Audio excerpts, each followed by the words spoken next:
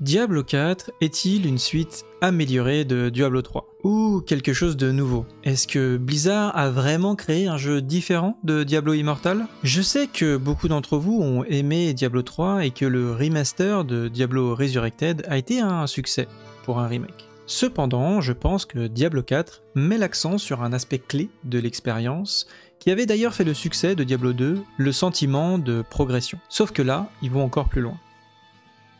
Le sentiment de progression, c'est quelque chose que nous avons tous ressenti, comme lorsque nous avons commencé à jouer à World of Warcraft et que nous étions excités de trouver notre première arme verte ou encore de gagner cette arme bleue au dé dans les mortes mines. C'est un sentiment qui survient surtout en début de jeu, lorsque tout le monde a un niveau similaire, ce qui explique pourquoi les serveurs fraîches ou de saison attirent beaucoup de joueurs les premiers jours. Mais avec Diablo 4, nous aurons quelque chose d'un petit peu différent. Et donc aujourd'hui, on va voir ensemble quels sont les outils que Blizzard a mis en place pour rendre le jeu passionnant. Pour commencer avec les généralités de Diablo 4, eh bien le jeu va nous proposer un monde ouvert. C'est-à-dire qu'il sera beaucoup moins aléatoire comme on a pu le connaître dans les anciens Diablo, mais là on aura vraiment une carte qu'on va retrouver, qui sera une carte un peu persistante, et d'ailleurs partagée avec d'autres joueurs, même si on ne sait pas exactement combien de joueurs seront avec nous sur cette carte-là, mais on parle quand même d'une carte qui sera entre 10 à 20 fois plus grande que les anciens Diablo, avec 5 régions différentes, ce qui devrait attiser votre instinct d'explorateur. Blizzard a également décidé pour ce Diablo de vous plonger dans un lore plus sombre que jamais, avec de belles cinématiques comme à leur habitude. Tout ça pour vous aider à vous imprégner de l'ambiance et ses enjeux de ce nouveau Diablo. De plus, on devrait retrouver sans doute un système de donjons qui ressemble beaucoup au Mythic Plus que l'on trouve sur World of Warcraft, avec un système de saison à terme comme on peut le connaître sur Diablo 3. Voilà pour les bases, mais maintenant parlons du système de talent. Vous allez le voir, il y a de nombreux aspects du jeu qui travaillent ce sentiment de progression, mais c'est surtout lorsque j'ai découvert par hasard le nouveau système de talent de Diablo 4 que j'ai mis un pied dans le jeu, et que le reste m'a définitivement donné envie d'y jouer. Il y a eu plusieurs variations de l'arbre de talent qui ont été publiées pendant l'alpha, et on peut s'attendre à des nouvelles modifications avec l'approche de la bêta dans les prochains jours. Mais pour le moment, c'est le simulateur que j'ai trouvé, ce simulateur qui est un des plus aboutis que j'ai pu trouver sur internet, qui m'a donné une petite idée du niveau de personnalisation qu'il est possible de réaliser dans Diablo 4. Donc c'est plutôt simple, à chaque montée de niveau, vous débloquez des points de talent que vous pouvez investir dans des sorts actifs ou passifs. Ça signifie que vous pouvez soit débloquer de nouveaux sorts, soit booster des capacités déjà acquises afin de vous spécialiser dans un type de sort et donc de gameplay. Vous avez même une fonction de recherche par mots-clés pour pouvoir vous concentrer sur une capacité spécifique que vous souhaitez donc optimiser afin de créer un build autour de cette compétence et du coup de rien oublier. Il y a un nombre considérable de possibilités sur l'arbre de talent, ce qui signifie que les builds uniques seront fréquents, du moins au moins dans les premiers mois.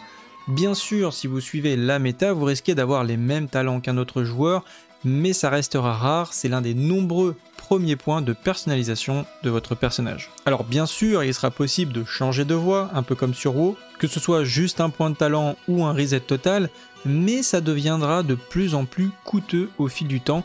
Il sera donc important de faire un maximum de tests au début de votre aventure et de bien réfléchir à votre build au préalable.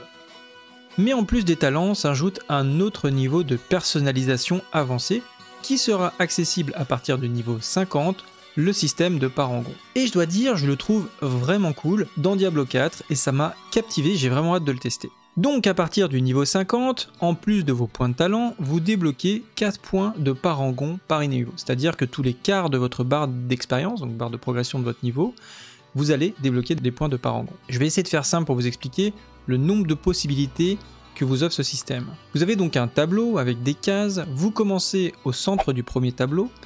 Grâce à tous les points que vous débloquez, vous pourrez choisir de suivre un ou plusieurs chemins dans ce tableau. Chaque tableau de parangon a un point d'entrée et de sortie qui vous mènera vers un autre tableau, avec du coup des nouveaux chemins disponibles. Lorsque vous arrivez à une sortie, vous avez la possibilité de faire tourner le tableau suivant afin de choisir une entrée qui vous est plus favorable, ou en tout cas qui va favoriser votre build. Vous allez trouver 5 types de cases dans le tableau de parangon. Des cases normales qui vont accorder par exemple un petit bonus de statistiques, par exemple ici plus 5 force. Des cases magiques qui vont fournir un ensemble plus puissant et diversifié d'avantages, par exemple 10% de résistance au feu. des cases rares qui vont fournir une augmentation significative de votre puissance, par exemple plus 10 de furie à chaque fois que vous allez faire un kill, avec certains prérequis. Par exemple, pour pouvoir prendre cette case, il vous faut 175 de force, 125 de volonté, avec un cap à 8% d'augmentation maximum de votre furie. Ensuite, vous avez les cases légendaires qui vont fournir un nouveau pouvoir légendaire au personnage. Par exemple ici, tant que votre furie est au-dessus de 50%, vous faites 30% de dégâts supplémentaires. Vous avez également dans le tableau des emplacements de glyphes, donc vous pouvez y insérer des glyphes dans cet emplacement, ce qui vous donne divers effets en fonction du nombre d'emplacements actifs autour de la glyphe. Plus la glyphe est de qualité, plus elle buff les cases autour d'elle. Et d'ailleurs, concernant les glyphes, elles devront être lootées et elles auront leur propre niveau de qualité. Donc cela, ça peut vous sembler très compliqué, mais une fois que vous y serez, vous verrez que les choix que vous aurez à faire seront plutôt logiques en fonction de votre build. Ensuite, nous avons le système de renommée, qui est une méthode de récompense associée à votre compte qui permet de débloquer des points de compétence, des points de parangon et des charges de potions, et ça vous permet d'optimiser la progression de vos personnages secondaires ainsi que votre personnage principal. Vous pouvez obtenir ces récompenses dans chaque région en gagnant de la renommée, en découvrant des nouvelles zones, en débloquant des waypoints, des points de passage, en activant des hôtels de Lilith et en terminant des bastions ainsi que des quêtes secondaires. Ce qui vous donnera le plus de renom, ça sera surtout les donjons qui sont farmables du coup et que vous pouvez vraiment enchaîner pour monter rapidement votre renom. L'avantage de ce système, c'est que c'est un moyen très intéressant de susciter l'envie d'essayer d'autres classes et de monter des personnages secondaires, puisque vous aurez des points de talent de base en plus quand vous allez commencer un nouveau personnage grâce à ce système, et vous verrez il y a d'autres systèmes qui vont encore booster vos rerolls. J'ai parlé aussi des hôtels de Lilith. En fait vous pourrez en trouver en explorant les différentes zones. En fait c'est un objet, quand vous allez cliquer dessus, donc cliquez sur l'hôtel, ça va booster toutes vos stats de manière permanente, et ça va récompenser les joueurs qui prennent le temps d'explorer toute la carte. Et ces statistiques, vous les avez également sur vos rerolls, donc le bonus de statistiques vous l'avez pour votre personnage, mais également sur les personnages secondaires que vous allez créer, donc c'est des bonus qui sont liés au compte. En plus de toute cette personnalisation, histoire de bien attirer encore plus nos Theory Crafters, Blizzard a implémenté un codex de puissance qui va répertorier tous les aspects que vous allez pouvoir débloquer en réalisant des donjons pour la première fois.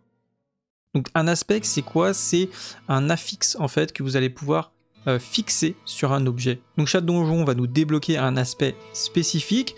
C'est des aspects que vous pourrez aussi retrouver sur les objets légendaires. Ça peut être des effets offensifs ou défensifs. Il y a énormément d'aspects différents, plus d'une centaine actuellement. En plus, quand vous débloquez des aspects, ça va aussi le faire pour vos autres classes. Encore une fois, un gros point positif quand vous voulez faire plusieurs personnages. Comme vous pouvez le voir, entre les points de caractéristiques, les points de compétences et aussi le codec de puissance qui sera lié à votre compte, beaucoup de choses que vous n'aurez pas à refaire.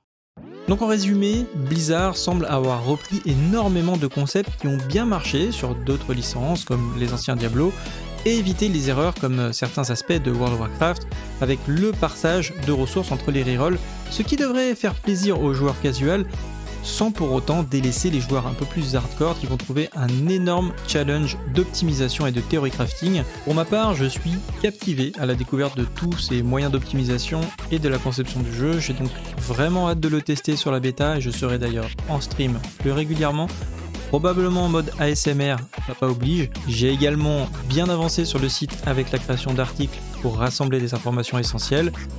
Et vous, que pensez-vous de ce système? Seront-ils trop compliqués ou au contraire vont-ils augmenter l'intérêt pour le jeu? Si vous ne voulez pas manquer les prochaines vidéos sur Diablo 4, n'oubliez pas de vous abonner et d'activer la cloche. Sur ce, salut à tous, salut à Guild, ciao!